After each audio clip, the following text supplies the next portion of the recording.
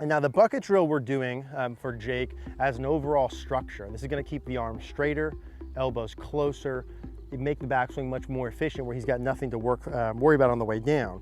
So the bucket goes in the chest, right? I like to put it kind of right in the middle of the sternum.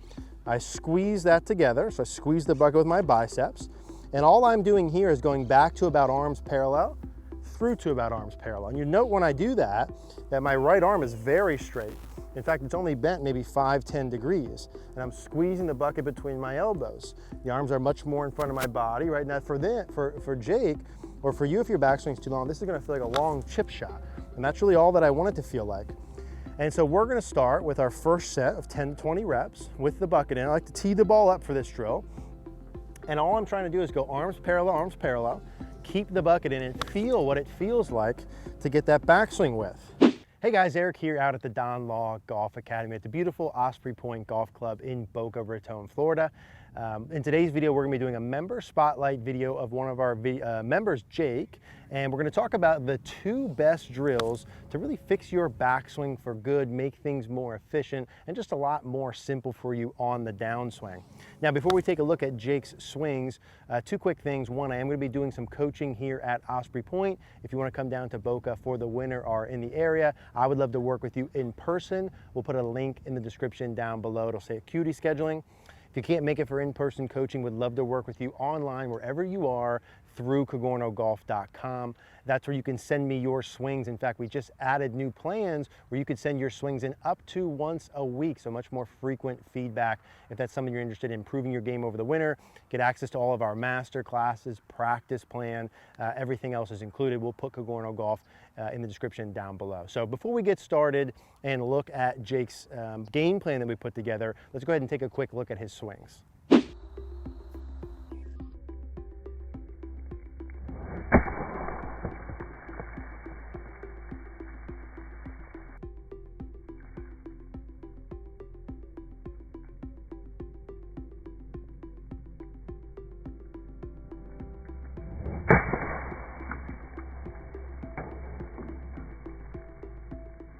Okay, so as we just saw there, obviously Jake has a lot of great pieces in the swing, and really where Jake's at with his game, someone who shoots in the 80s, struggles a little bit with some contact, so he mentioned some fat shots, some toe contact, and from a direction standpoint, some pull hooks.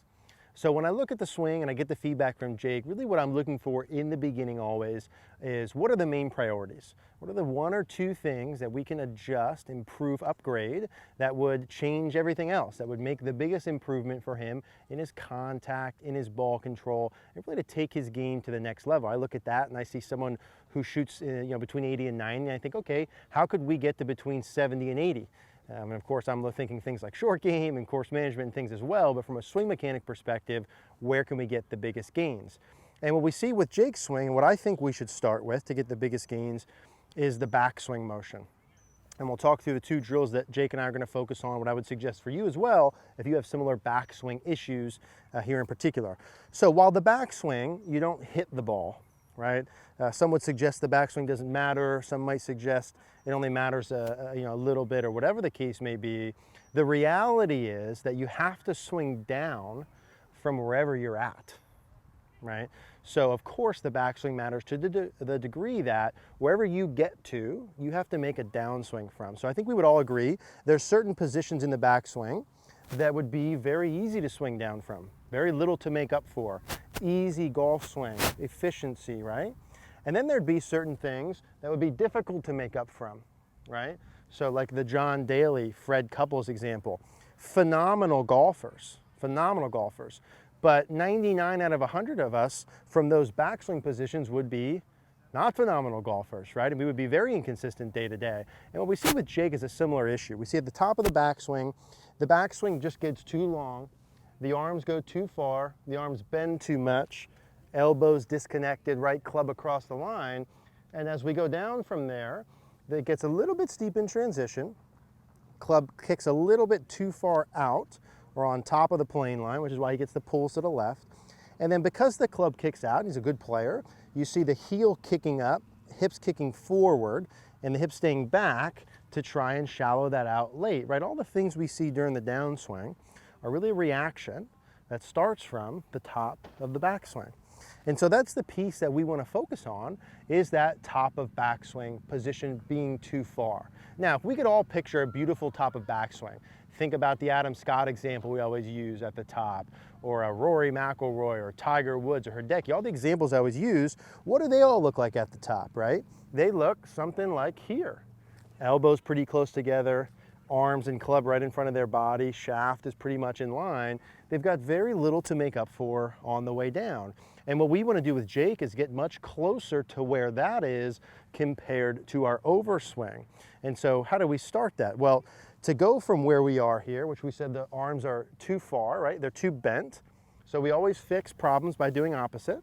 So if the arms are too bent, what I want to do then is straighten them, right? If the elbows are too far apart, what I want to do is make them closer, right? If the club and arms and hands travel too far behind my ear back this way, I want to push them farther away from the target. Now that's very easy to say, a little bit more difficult to do. But there are these two main drills. And the first one that we're going to focus on to help with the arm structure, of course to shorten up the backswing, but also the arm structure to keep the elbows closer to everything else, is our bucket drill. Now, as I put this in, one thing I think is important to note, as someone who has shortened my backswing and worked with a lot of players who've shortened their backswings, it must be said that from a feel perspective, if your backswing is too long and you want to shorten it, it needs to feel so dramatically shorter than you think. And so, meaning, when I always tell the example, when I shortened my backswing, and I was a little bit across or a little bit long, and I got to the point where I had a perfect backswing, I went through about 20 reps where I kept shortening my swing, shortening my swing, shortening my swing, shortening my swing, ultimately getting to the point where for me to go from a long swing to a good swing, I had to feel like when my hands got past my thigh in my takeaway, I started my downswing. That's how short it needed to feel to look normal. So I recorded myself and I got my hands past my thigh. I started my downswing. I felt like my backswing was this long, and in fact it was this long. I went through, okay, I'll shorten it. Okay, I'll try ear high, shoulder high, chest high, rib high. Nothing worked until I got that short. And so you have to understand when you start this, that to make an effective change here to your backswing length, it's got to feel dramatically shorter right now as you sit there than you think. Like you're going to go out and try and shorten your swing, it's going to still be too long. You got to go even shorter. Now to assist with that, we're going to start with the bucket drill. And now the bucket drill we're doing for Jake as an overall structure. This is going to keep the arms straighter, elbows closer, make the backswing much more efficient where he's got nothing to worry about on the way down. So the bucket goes in the chest, right? I like to put it kind of right in the middle of the sternum. I squeeze that together, so I squeeze the bucket with my biceps. And all I'm doing here is going back to about arms parallel, through to about arms parallel. And you note when I do that, that my right arm is very straight. In fact, it's only bent maybe 5-10 degrees. And I'm squeezing the bucket between my elbows. The arms are much more in front of my body. Right now for Jake, or for you if your backswing's too long, this is gonna feel like a long chip shot. And that's really all that I want it to feel like. And so we're gonna start with our first set of 10 to 20 reps with the bucket in. I like to tee the ball up for this drill.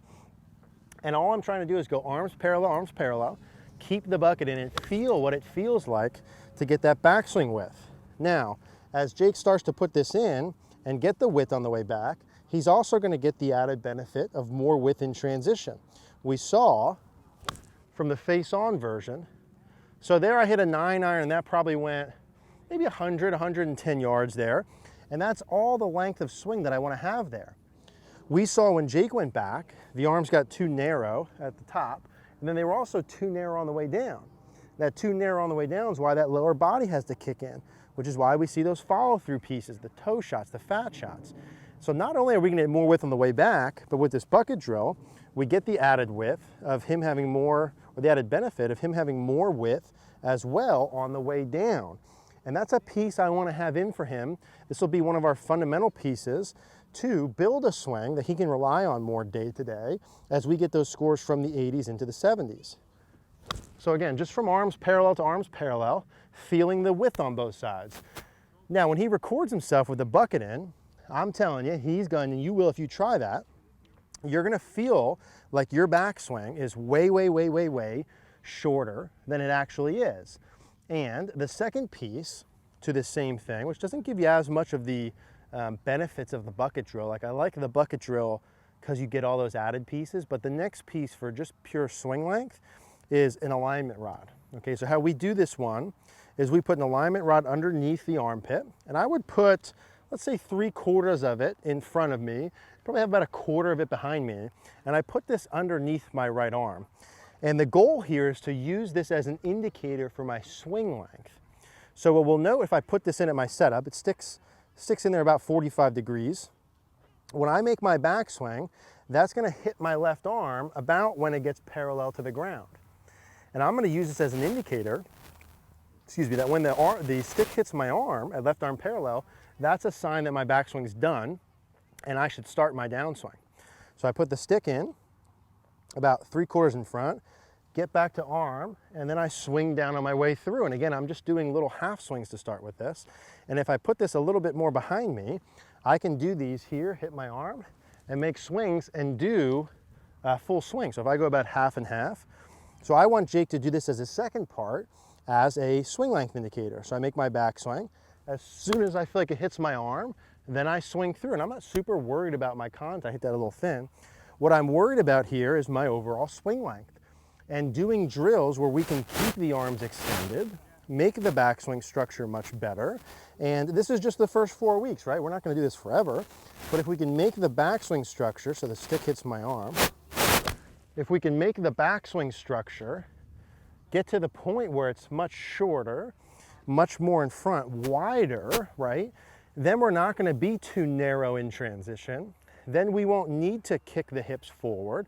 Then we could fix the swing direction, etc. But this is the baseline fundamental we wanna focus on. So if you have a backswing that gets too long, arms too bent, etc., these would be the two main drills that I would use to fix that.